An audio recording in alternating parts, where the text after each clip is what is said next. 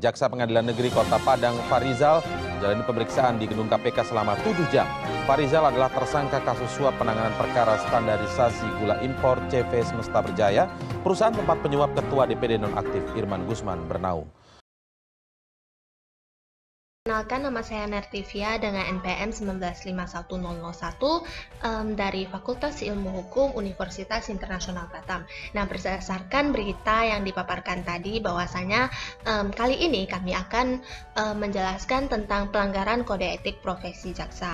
Nah, pada kesempatan ini pembahasan yang akan dibahas dalam video kali ini adalah 6 poin, yaitu kode etik profesi hukum itu sendiri, pengertiannya apa, dan bagaimana kode etik profesi hukum itu sendiri.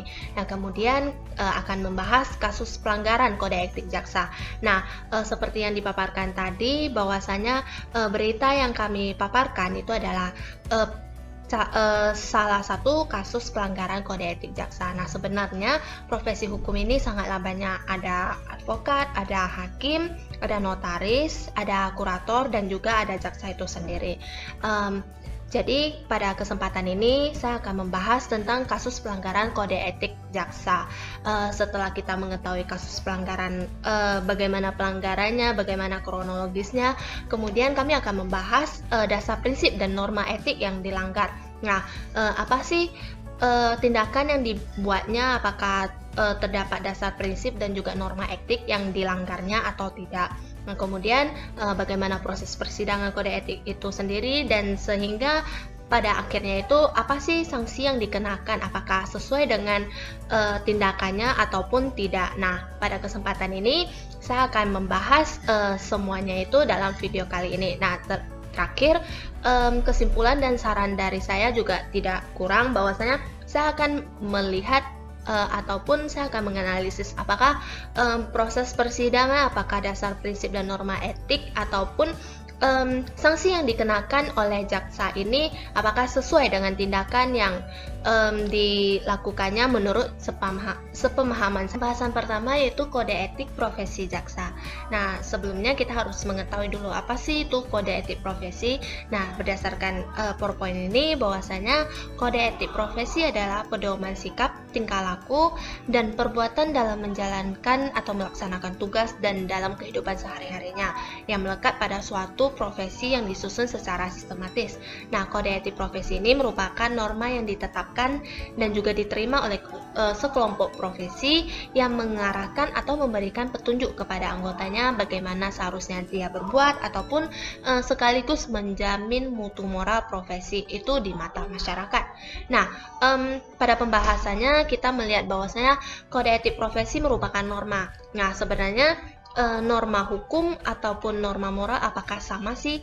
Jadi menurut seorang ahli yang bernama Immanuel Kant menjelaskan bahwasanya hubungan antara norma moral dan hukum itu sebenarnya terdapat pada penyesuaian sikap. Norma moral yang dihadapi adalah sikap moralitas, yaitu penyesuaian diri dengan kewajiban moralnya. Nah, dalam hal ini hati nurani menjadi motivasi yang sebenarnya dari perbuatan itu.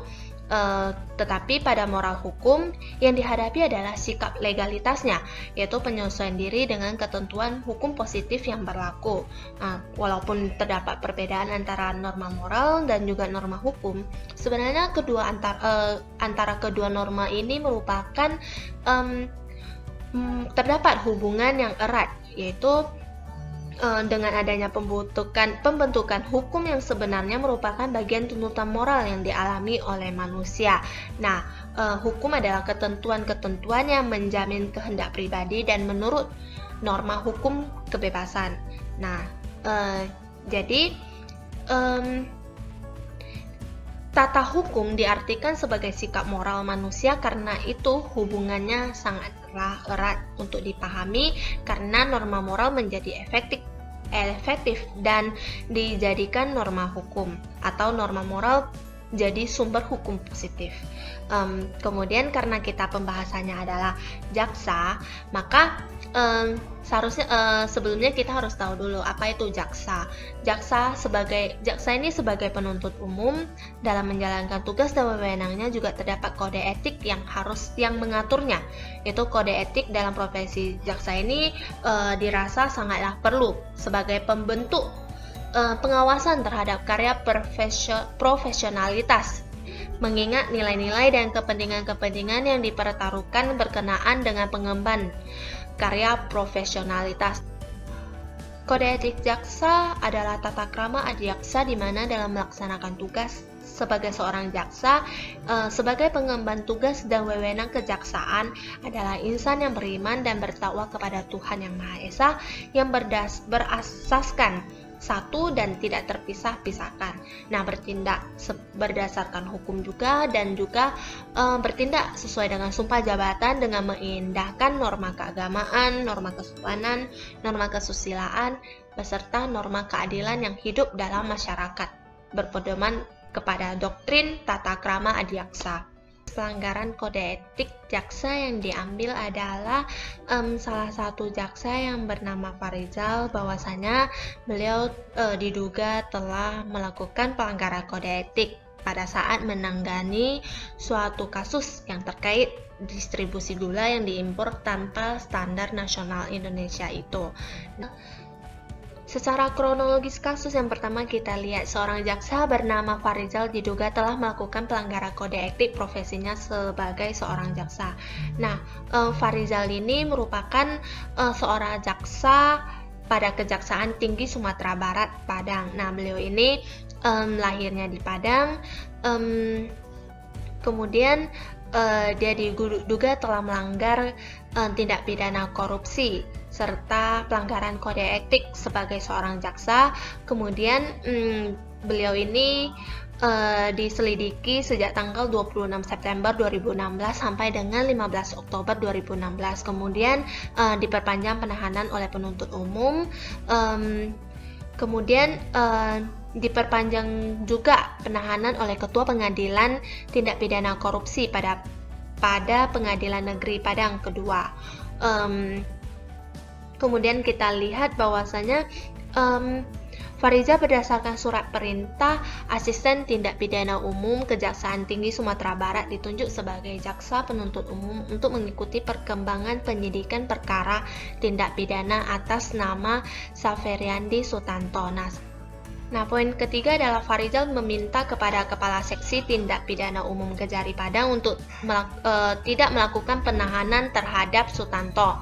Nah, berdasarkan pelaporan bahwasanya Farizal ini telah diduga melakukan suap, yaitu menerima suap dari Sutanto ini. Kemudian Sutanto ini meminta Farizal yang pada saat itu sebagai jaksa penuntut umumnya untuk tidak dilakukan penahanan badan, dan nanti Sutanto ini akan mengurusinya, memberikan imbalan kepada Farizal. Kemudian Farizal ini menyetujui permintaan Sutanto tersebut untuk kemudian menyampaikan kepada Kepala Seksi Tindak Pidana Umum pada waktu itu adalah Rusmin, dengan alasan bahwasanya pada saat penyidikan Sutanto juga tidak dilakukan penahanan badan oleh penyidik. Maka Farizal dan juga Rusmin, Kepala Seksi Tindak Pidana Umum itu akhirnya sepakat terhadap Sutanto ini untuk tidak dilakukan penahanan badan di rutan, namun dia tetap dilakukan penahanan di kota. Hal ini dituangkan dalam berita acara pendapat penuntut umum yang ditandatangani oleh Farizal, kemudian Kepala Seksi Tindak Pidananya yaitu Rusmin, dan Kepala Kejaksaan Negeri Padang, dan ditindaklanjuti dengan penerbitan surat perintah penahanan kota oleh Kepala Kejaksaan Negeri Padang. Farizal menerima imbalan dari Sutanto sebesar 55 juta setelah Sutanto tidak dilakukan penahanan. Nah, ini adalah sejumlah uang yang diterima oleh Farizal pada saat itu. Farizal selaku jaksa penuntut umum setelah menyerahkan berkas perkara perkara Sutanto ke Pengadilan Negeri Padang. Kemudian Farizal ini bertemu kembali dengan Sutanto untuk melakukan pertemuan dan menyampaikan kepada Sutanto agar menyiapkan uang sebesar 150 juta dengan alasan untuk pengurusan perkara di Pengadilan Negeri Padang.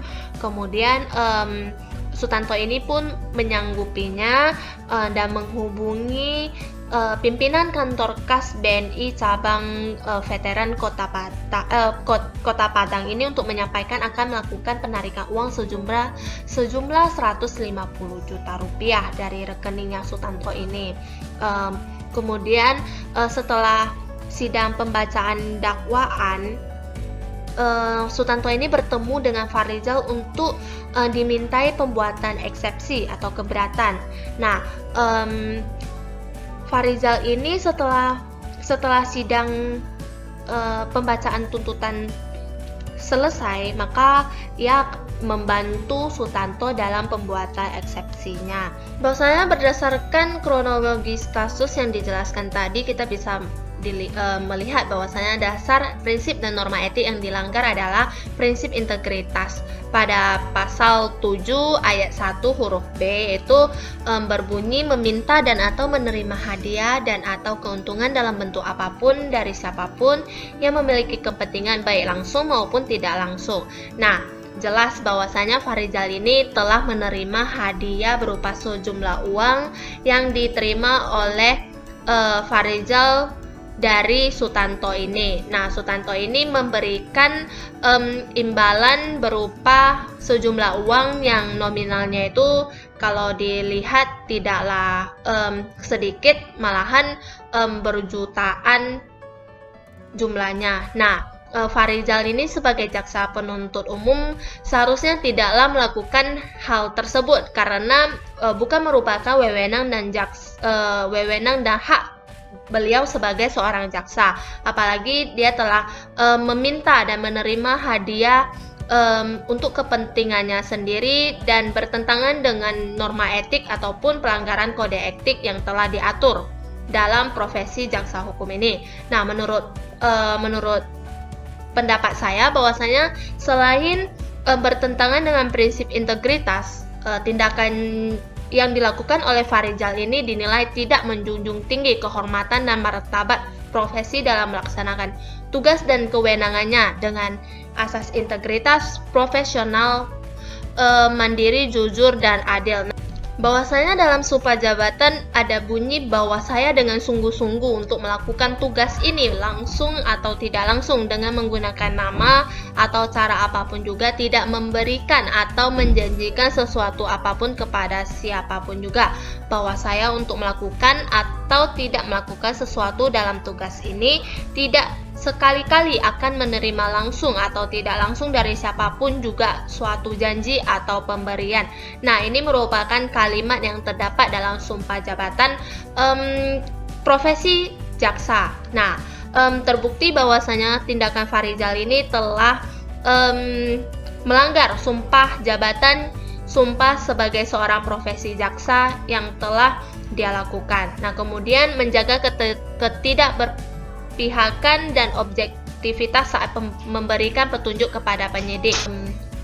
Proses persidangan kode etik tahap pertama, pemeriksaan terhadap dugaan pelanggaran ditindaklanjuti melalui proses klarifikasi dan pemeriksaan yang dilaksanakan berdasarkan Peraturan Jaksa Agung tentang penyelenggaraan pengawasan kejaksaan Republik Indonesia.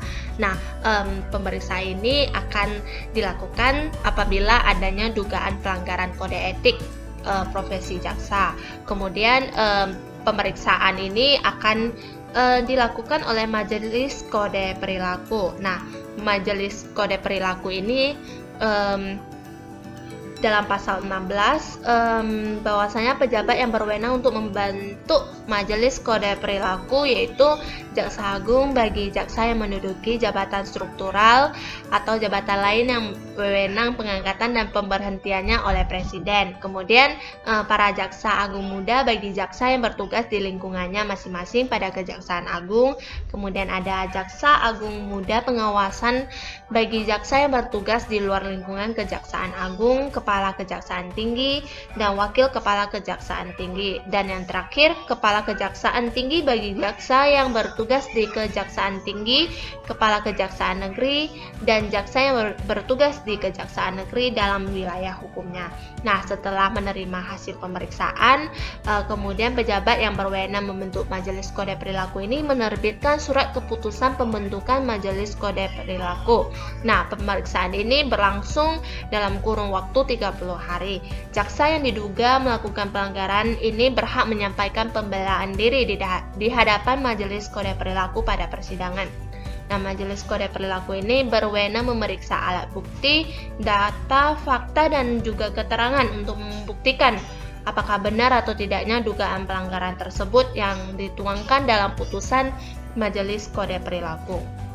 Kemudian putusan Majelis Kode Perilaku ini bersifat mengikat dalam hal yang dibuat dalam bentuk surat keputusan pejabat yang berwenang menjatuhkan tindakan administratif. Dan yang terakhir, putusan Majelis Kode Perilaku berlaku sejak tanggal ditetapkan dan dilaporkan secara berjenjang sesuai dengan peraturan kedinasan yang berlaku. Bahwasanya berdasarkan kasus ini, Farizal yang diduga telah melakukan pelanggaran kode etik akan diperiksa terlebih dahulu oleh Majelis Kode Perilaku dan kemudian membuktikan dan memeriksa alat bukti, data, fakta, dan juga keterangan apakah benar bahwasanya Farizal ini telah melakukan menerima suap ataupun imbalan dari Sutanto sebagai terdakwa pada waktu itu.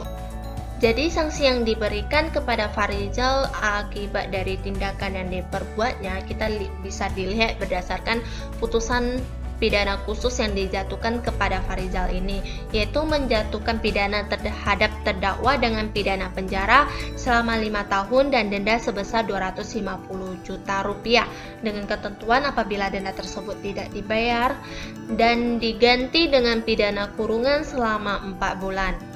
Bahwasanya tindakan yang dilakukan oleh Farizal ini bukan hanya melanggar kode etik beliau sebagai seorang jaksa, tetapi juga telah melakukan tindakan pidana yaitu menerima suap yang seharusnya imbalan itu bukan merupakan hak dari dia, namun telah diterima dan juga meminta imbalan kepada Sutanto ini.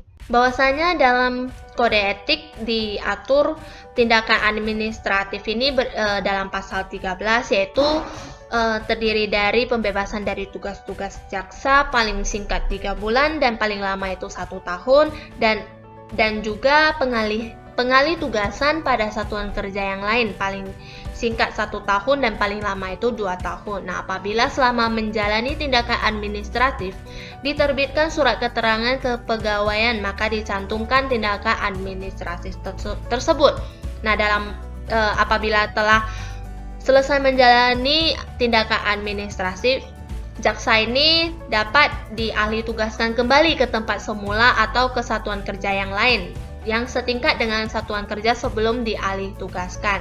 Nah, berdasarkan tindakan yang dilakukan oleh Farizal ini, menurut saya dalam pasal 13 tindakan administratif ini sangatlah ringan menurut pendapat saya sanksi yang dikenakan kepada beliau, karena berdasarkan putusan pengadilan yang ada, maka seharusnya Farizal ini harus diberhentikan secara tidak hormat karena telah memenuhi alasan-alasan yang terdapat pada pasal 13 ayat 1 huruf A, D, dan E Undang-Undang Nomor 16 Tahun 2004 tentang Kejaksaan.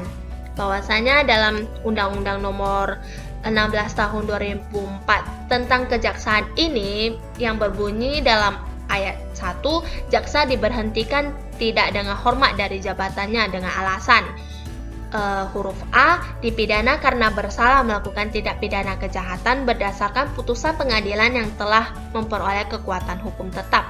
Kemudian yang huruf B, terus-menerus melalaikan kewajiban dalam menjalankan tugas atau pekerjaannya.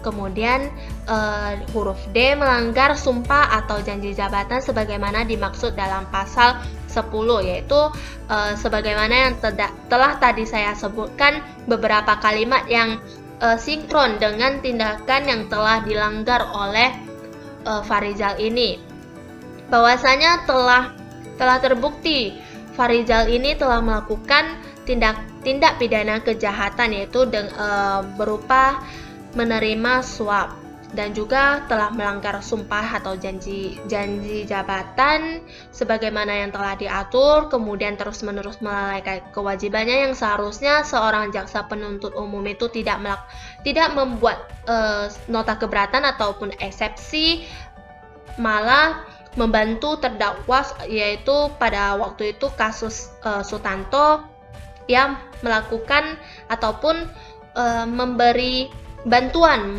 membuat eksepsi terhadap kasus tersebut. Jadi menurut saya sanksi-sanksi administratif atau tindakan administratif yang dicantumkan dalam kode etik, yaitu berupa pemberhentian sementara ataupun pengalih tugasan, itu sangatlah ringan. Menurut saya sanksi yang diberikan yaitu berupa menjatuhkan pidana kepada Farizal ini dengan pidana penjara 5 tahun dan denda sebesar 250 juta ini telah sesuai dengan tindakan yang telah diperbuatnya.